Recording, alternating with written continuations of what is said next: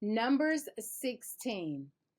Getting on his high horse one day, Korah, son of Izhar, son of Kohath, the son of Levi, along with a few Reubenites, Dathan and Abiram, sons of Eliab, and On, the son of Peleth, rebelled against Moses.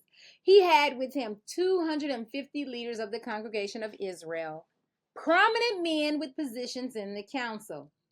They came as a group and confronted Moses and Aaron, saying, "You've overstepped yourself. This entire community is holy, and God is in their midst. So why do you act like you're running the whole show?" On hearing this, Moses threw himself face down on the ground. Then he addressed Korah and his gang.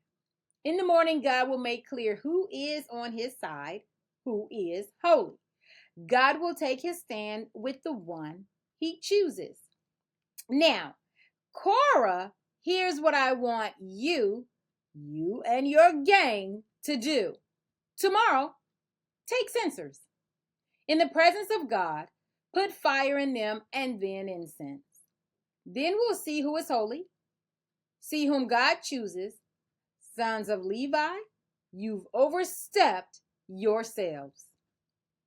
Moses continued with Korah, "Listen well now, sons of Levi.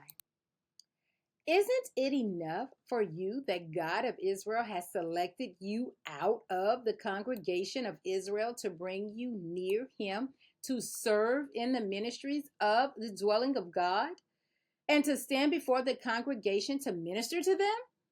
He has brought you and all your brother Levites into his inner circle, and now you're grasping for the priesthood too? It's God you've ganged up against, not us. What do you have against Aaron that you're bad-mouthing him?" Moses then ordered Dathan and Abiram, sons of Eliab, to appear, but they said, "We're not coming. Isn't it enough that you yanked us out of a land flowing with milk and honey to kill us in the wilderness? And now you keep trying to boss us around? Face it, you haven't produced. You haven't brought us into a land flowing with milk and honey. You haven't given us the promised inheritance of fields and vineyards. You'd have to poke our eyes out to keep us from seeing what's going on. Forget it. We're not coming." Moses' temper blazed white hot. He said to God, "Don't accept their grain offering. I haven't taken so much as a single donkey from them. I haven't hurt a single hair of their heads." Moses said to Korah, "Bring your people before God tomorrow. Appear there with them and Aaron. Have each man bring his censer filled with incense and present it to God. All 250 censers. And you and Aaron do the same. Bring your censers." So they all did it. They brought their censers filled with fire and incense and stood at the entrance of the tent of meeting. Moses and Aaron did the same. It was Korah and his gang against Moses and Aaron at the entrance of the tent of meeting. The entire community could see the glory of God. Hallelujah. God said to Moses and Aaron, "Separate yourselves from this congregation so that I can finish them off and be done with them." They threw themselves on their faces and said, "Oh God, God of everything living, when one man sins, are you going to take it out on the whole community?" God spoke to Moses. "Speak to the community. Tell them, back off from the tents of Korah, Dathan, and Abiram." Moses got up, went to Dathan and Abiram. The leaders of Israel followed him. He then spoke to the community. "Back off from the tents of these bad men.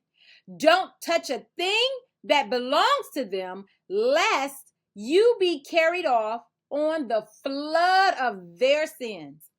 So they all backed away from the tents of Korah, Dathan, and Abiram. Dathan and Abiram by now had come out and were standing at the entrance to their tents with their wives, children, and babies. Moses continued to address the community. "This is how you'll know that it was God who sent me to do all these things and that it wasn't anything I cooked up on my own. If these men die a natural death, like all the rest of us, you'll know that it wasn't God who sent me. But if God does something unprecedented, if the ground opens up and swallows the lot of them, and they are pitched alive into Sheol, then you'll know that these men have been insolent with God. The words were hardly out of his mouth when the earth split open. Earth opened its mouth and in one gulp swallowed them down.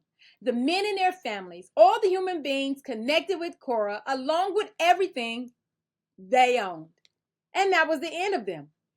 Pitched alive into Sheol.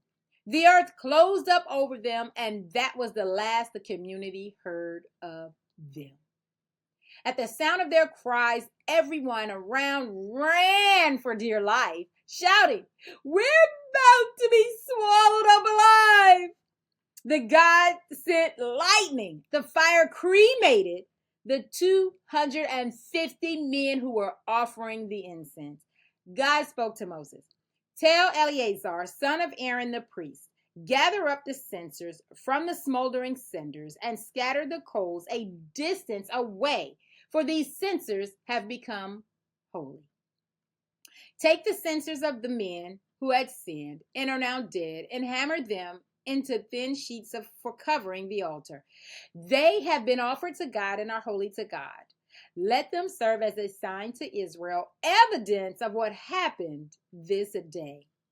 So Eleazar gathered all the bronze censers that belonged to those who had been burned up and had them hammered flat and used to overlay the altar, just as God had instructed him by Moses. This was to serve as a sign to Israel that only descendants of Aaron were allowed to burn incense before God. Anyone else trying it would end up like Korah and his gang. Grumbling broke out the next day in the community of Israel, grumbling against Moses and Aaron. "You have killed God's people."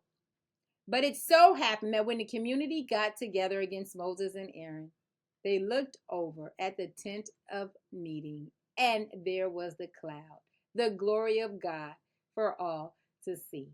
Moses and Aaron stood at the front of the tent of meeting. God spoke to Moses, "Back away from this congregation so that I can do away with them this very minute." They threw themselves face down on the ground. Hallelujah. Moses said to Aaron, "Take your censer and fill it with incense, along with fire from the altar.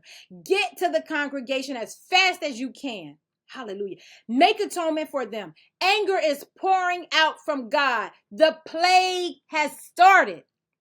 Aaron grabbed the censer, as directed by Moses, ran into the midst of the congregation. The plague had already begun. He put burning incense into the censer and atoned for the people. He stood there between the living and the dead and stopped the plague.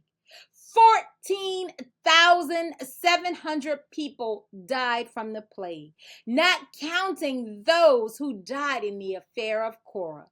Aaron then went back to join Moses at the entrance to the tent of meeting. The plague was stopped.